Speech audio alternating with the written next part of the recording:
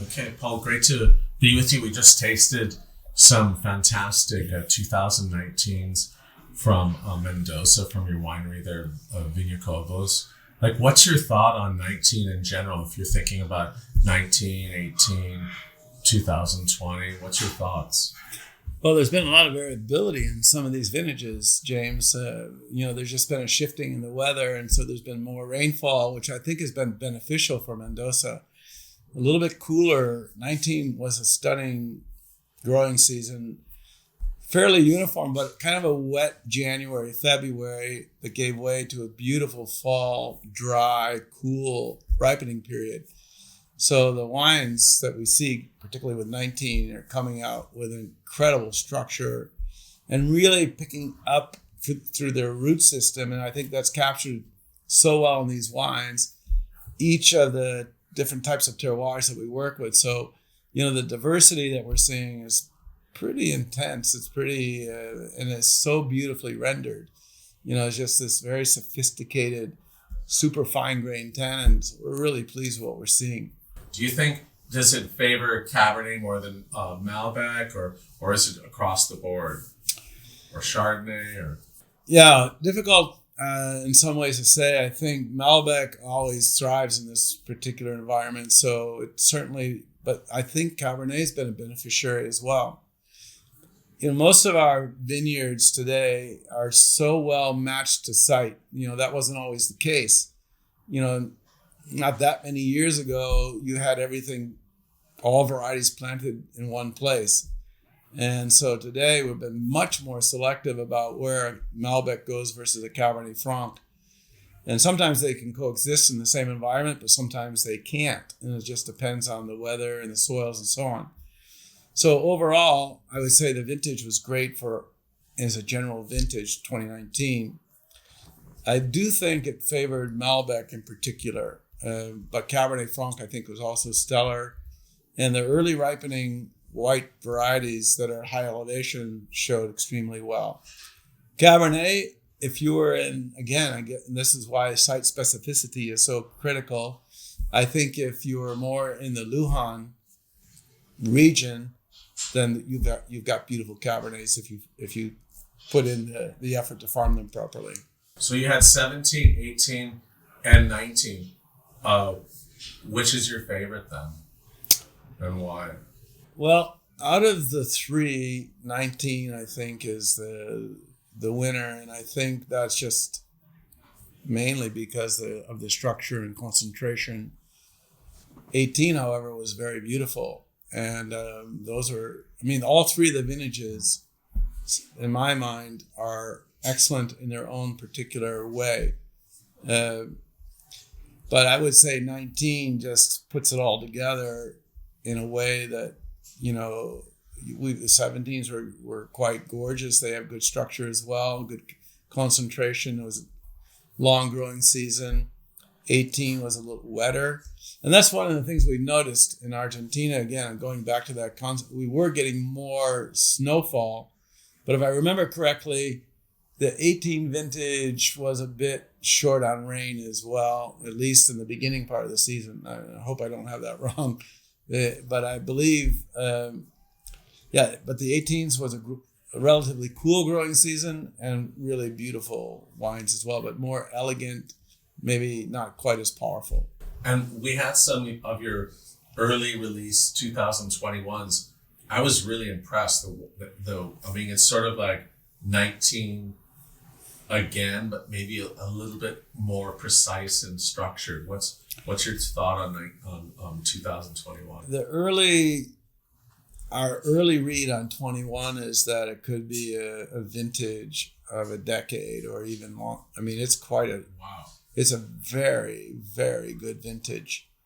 And so we're seeing, actually, sometimes we see this phenomena where the precursor for quality comes out of South America. And, we've seen that also play out here in the Northern Hemisphere.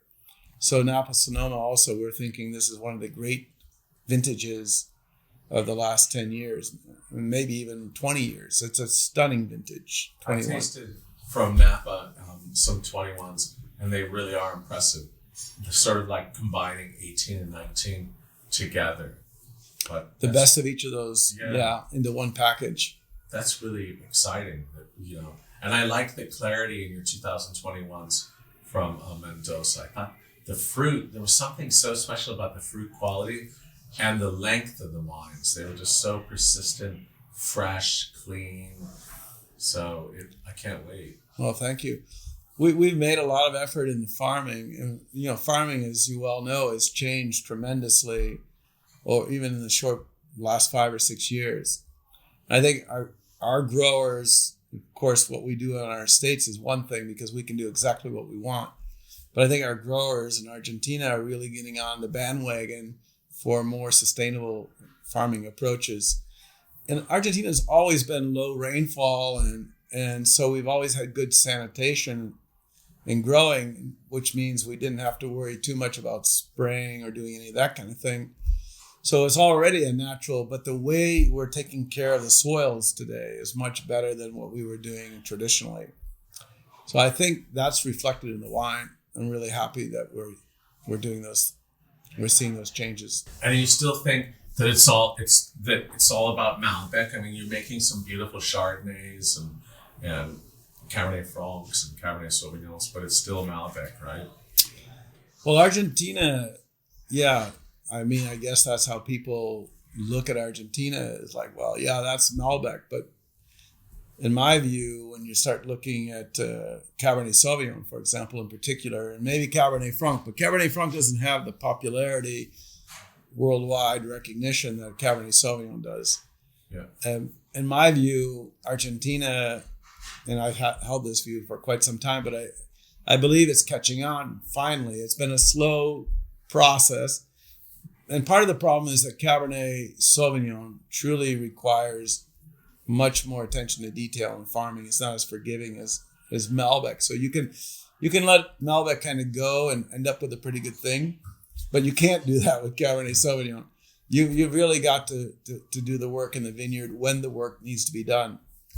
And I think Argentina, however, is blessed with its high elevation, super well drained soils, and its warm summers and cool falls play beautifully into high-end Cabernet Sauvignon.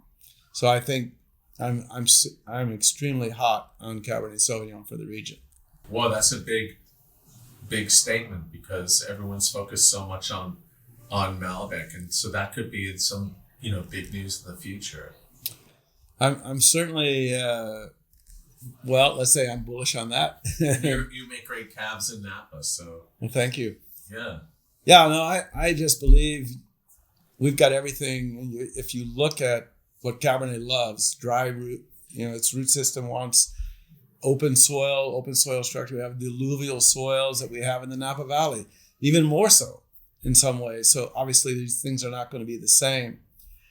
But now it's just a question of like putting in the effort and paying the growers, because that's the other thing that we've been slower to do in Argentina. And so a lot of fruit in Argentina is not like where in Napa, many vineyards are owned by the wineries. Yeah, sure, in Argentina, wineries do own vineyards, but they buy a much larger percentage of their fruit from growers.